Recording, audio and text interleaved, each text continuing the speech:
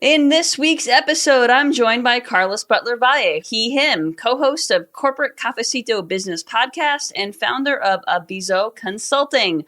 This week, our conversation is about history at the Oscars, marriage equality in Thailand, Bloomberg's big investment, and more. Hey there, my name is Bernadette Smith, and I'm a keynote speaker and writer. My pronouns are she and her. Welcome to 5 Things in 15 Minutes, my weekly show where I bring good vibes to DEI. That is good vibes to diversity, equity, and inclusion with a little dash of corporate social responsibility. What I found is there are lots of news stories about what's going wrong in the world and lots of negative data. But there are also a lot of things going right. That's what I like to focus on. I search for stories that we can be inspired by and learn from. My hope is to inspire you to experiment with some of these actions and policies to help you build a more inclusive world.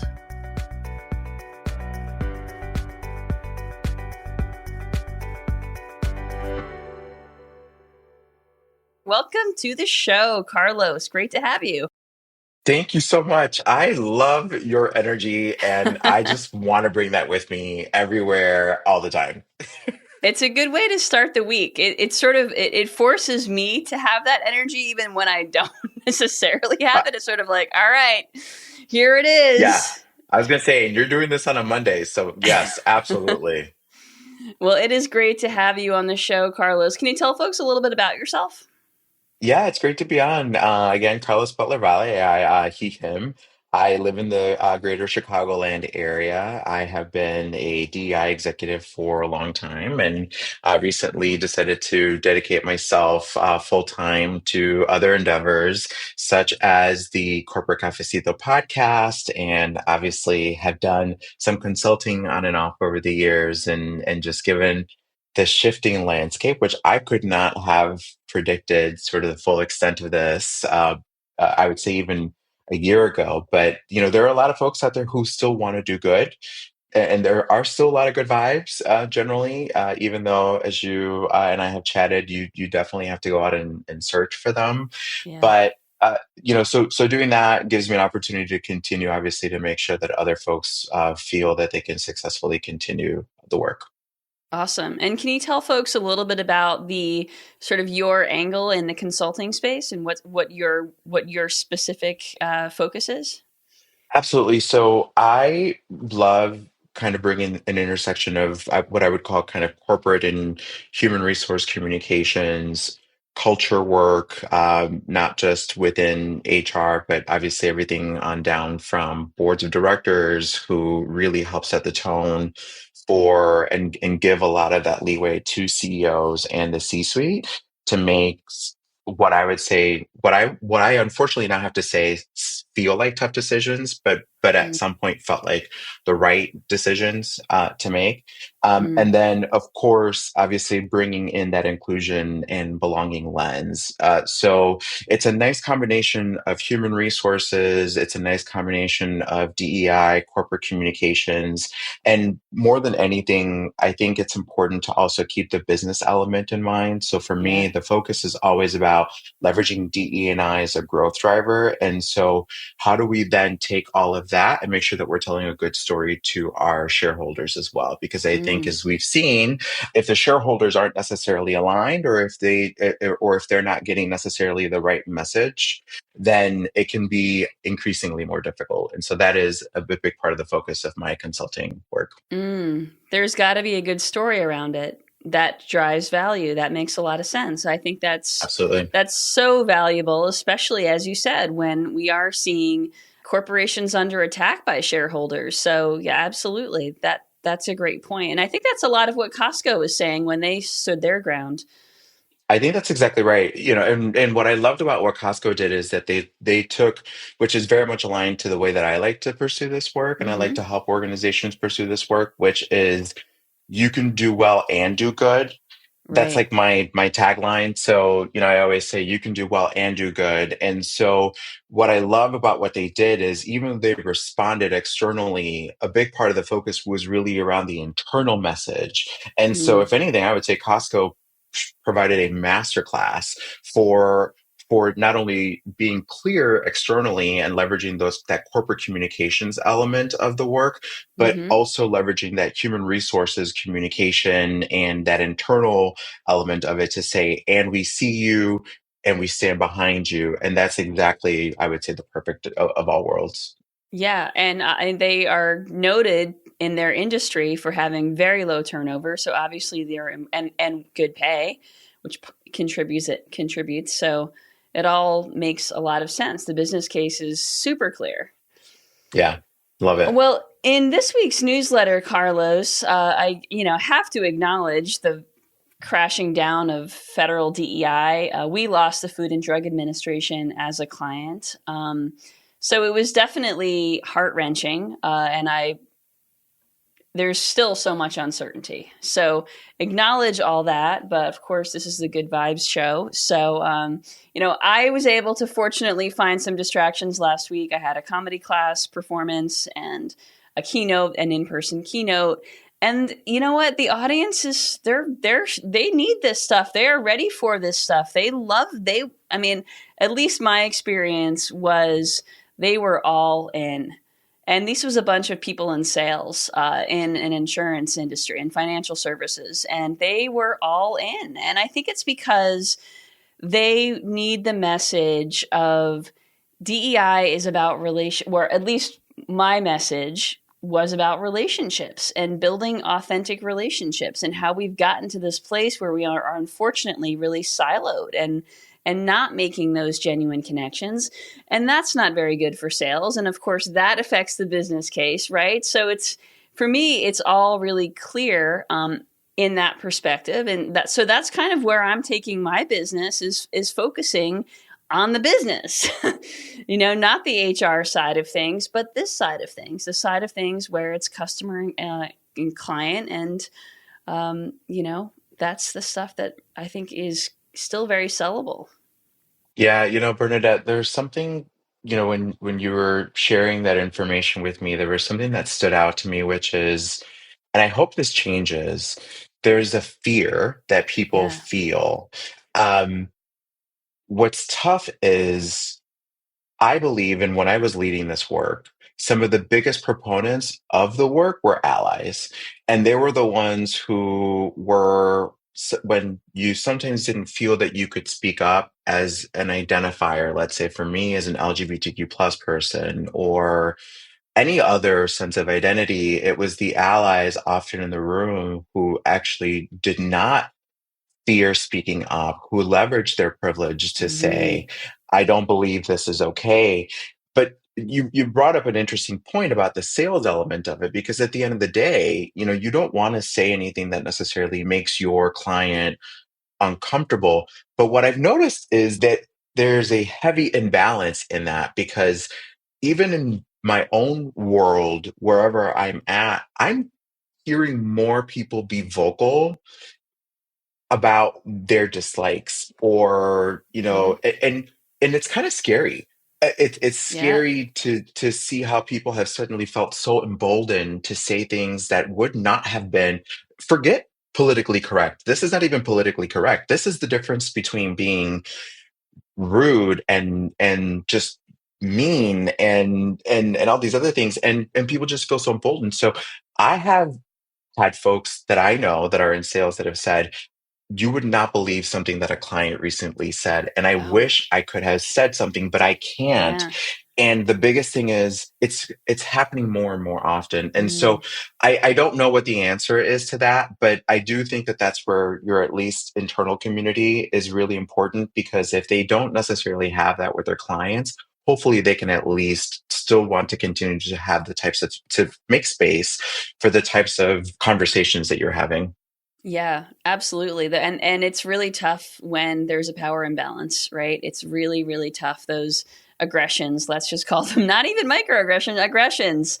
Yeah. When there's a power imbalance, it's really, really hard to be an ally. So Yeah, it is tough out there. All right, well, let's move into this week's good vibes. The first story this week comes from Bloomberg Philanthropies. So, the new Trump administration withdrew from the Paris Climate Agreement for the second time, and Bloomberg Philanthropies stepped up to fill the funding void.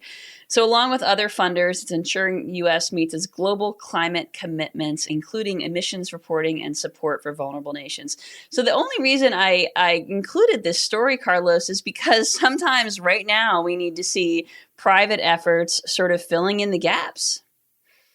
I think it's a great example, especially when you're seeing some very public companies that are either scaling back even slightly or being less vocal. The acknowledgement that there is a void and that they're willing to do something about it is encouraging. So I'm so glad you added that to the newsletter. Yeah, absolutely. And the second story this week comes from the travel industry, where companies like Hyatt Hotels and Carnival Cruise Line, they are being much more intentional to accommodate neurodivergent travelers. So Hyatt has pre-arrival room selection, digital keys, weighted blankets, sensory-friendly certifications at a number of their properties. Carnival has sensory bags with noise-canceling headphones and fidget toys, and lots of crew training to assist their neurodivergent guests. Diversity means everyone. I love it. I have a niece who is neurodivergent. She has autism, and um, there's some nonverbal things. It manifests in different ways, but one of the things for her in particular is noise sensitivity, Mm-hmm. and I I just love to see these types of things because I think obviously it's becoming more prevalent. The one thing I think is interesting is unfortunately there still feels to be a little bit of a stigma to ask for these types of Mm-hmm. services. And so my hope is that as more people learn that there are companies that are going out there and doing these things, that folks are actually taking advantage of them. So this is fantastic. And that makes me want to potentially look at a Carnival cruise trip. Potentially, yes. Have you heard of the sunflower lanyards, Carlos? Why does that sound familiar? Tell me more. So the sunflower lanyards are sort of for people with invisible disabilities to wear as they Ah, yeah, travel, right? And so it sort of sends a signal to folks who are trained that they might need some special assistance or that they have, kind of extra consideration. So it's yeah, it's something that's catching on more in the travel industry than elsewhere. good. I love it. I think anything that can make folks feel that they can be a part of the processes and that their money is worth as much as everyone else's. That again, talking about leveraging these types of initiatives to be business and growth drivers, that's exactly where I think the good and the well can meet in the middle. Exactly, exactly. All right, the third story this week comes from the Oscar nominations, where Carla Sofia Gascon made history as the first openly transgender performer nominated for Best Actress in her role, Emilia Perez. Did you see that film, Carlos? I did not, and that's on my list to watch this weekend, but I have heard so many mixed things about it. I Yeah. saw you saw it, right? Yeah, I mean it's a wild film. First of all, it's a musical. So that part, and it's the music part, the musical part is like very random, as musicals often are. Um, but yeah, it definitely is a wild ride, has a big plot twist. And it's I really enjoyed it though. But some people in our community, some trans folks didn't think that it was a great portrayal. I will obviously reach out to you when I finally get a chance to see it because I'd love to be able to compare notes a little bit. But what I found really interesting is the fact that the publicity around it has been more around how strange the film was, or it felt how strange the film felt to Mm-hmm. people, versus pointing out the fact that this was a that this was someone who was trans who was in a lead role. And so Mm-hmm. I think again as a DEI leader and practitioner, I think about that because typically I feel like I would have it would have felt flipped for me. So Mm-hmm. I feel like I would have heard more about you know, you name it. I mean, I know that you've heard all kinds of, you heard of all kinds of things, but indoctrination, whatever it is, da da da. Sure. But I haven't really necessarily heard much of that outside of, ironically, just the LGBTQ plus world. For all the other Yeah. folks, I feel like most of them have said this was not the film that I would have thought would have gotten all the, Hmm. all these nominations. But here we go. Yeah. You know what? I just found it very entertaining. And at the end of the day, I can be kind of shallow and just like pure popcorn. It's funny. All I right. love So it. the gotta have some fun, right? The fourth story this week comes from Thailand, which made history as the first Southeast Asian country to legalize same sex marriage, with over 1,800 couples registering for marriage licenses on that first day. There were some mass weddings. This is expected to boost Thailand's tourism industry and set an example for neighboring countries. So, love this story, bright light. I think I lived in Japan for years, an exchange student way back when, and um, just the difference between like East Asia, Southeast Asia. I mean, as you know, just culturally there are, I think, have been a lot of challenges. And so I do believe truly that this is actually going to be one of those situations where it's going to help with tourism, provide that boost. And I would not be surprised if maybe along the lines it really has that intended effect of helping others along in the process as well. I hope so because money talks, right? Yeah. And that those tourism dollars can really make a big difference. Thailand's on my list now. There you go. Exactly. Exactly. All right. And the last story this week is a great story of allyship about U.S. Representative Emily Randall, who's the first out queer woman from Washington state in Congress. She has made her office restroom in the Capitol building open to all genders in defiance of Speaker Mike Johnson's restrictive bathroom policy. Now, the current policy, which was an anti trans policy set in place because we have our first trans Congresswoman, Sarah McBride. So, the current policy requires restroom use based on sex assigned at birth. And Representative Emily Randall said, everyone is welcome here. This reminds me of a story also where Senator John Fetterman Mm. did the same, and I thought that was amazing. And so now to see that that it's going beyond the Senate and also happening in the House, and I know Mike Johnson was the one who sort of started this all, but to see that there are folks again being out there leading, particularly John Fetterman as an ally in this case, to me, I think is definitely a good vibe, and so happy to see that there are folks out there that are recognizing that this doesn't detract from the work. This actually, like, this doesn't change, their ability to continue to do exactly what it was that they were elected for. I mean, in fact, it enhances their ability. Absolutely. Love it. Okay, well, let's move into this week's good vibes to go. I'll read the first good, or I'll share my first good vibe to go, and then I'll invite you to share yours, Carlos. So, my good vibe to go is to read an article in the Harvard Business Review by Lily Zhang. And the article is What Comes After DEI, and they introduce a new framework called FAIR, FAIR. So, check out that article. How about you, Carlos? What you got? My good vibe to go is the fact that this past weekend I had the opportunity to go with my 3-year-old to see the Peoria Symphony Orchestra do a live rendition of the movie Encanto. Mm. And we had seen it before, but it was amazing to be able to experience that in a place like Central Illinois. And immediately after that, we actually went and opened up or helped to open up Peoria's first ever LGBTQ plus center called Central Illinois Friends. And so it was just Oh. a great weekend of having an opportunity to do some really great cultural things in addition to obviously helping to support the community. And I couldn't be happier about the fact that this is in Central Illinois, a place that's becoming such a big hub for folks who are living in surrounding states that are unfortunately either very quickly or very slowly peeling back rights for LGBTQ plus folks. And I'm sure those services that you said it's the Friend Center. Central Illinois Friends, yeah, Central Illinois Friends. I'm sure those services will be in high demand right now. absolutely. And people are moving into Illinois from other states. So, Exactly. absolutely. That's great. I'll make sure we get that in the show notes. Carlos, how can folks get in touch with you? I'm on LinkedIn, linkedin.com/in/Carlos Bale. And you can also check out the Corporate Cafecito website or for information about our podcast. We're also on Apple, just as Bernadette.